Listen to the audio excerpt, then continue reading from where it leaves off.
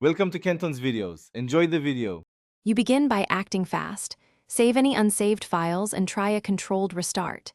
If the Start menu responds, choose Restart. If not, press and hold the power button for 5 to 10 seconds to force shutdown. Once done, disconnect USB drives, external displays, and printers that can trigger driver locks. Make sure to remove SD cards and external hard drives before powering back on. These steps clear temporary hangs and let you boot with the minimal hardware that reduces repeat freezes. You now isolate software issues by booting into safe mode.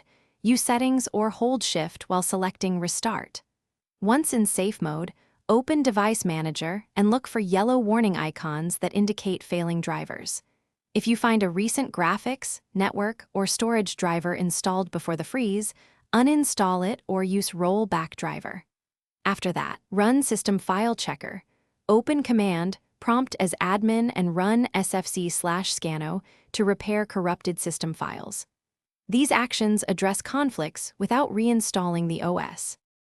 You finish by rebooting normally and monitoring the system for stability for at least 10 to 15 minutes.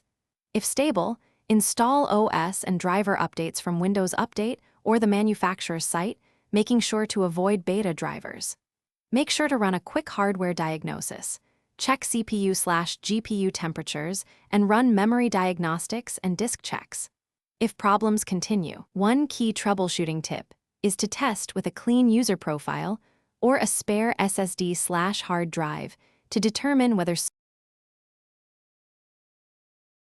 Thanks for watching. Consider subscribing if we helped you.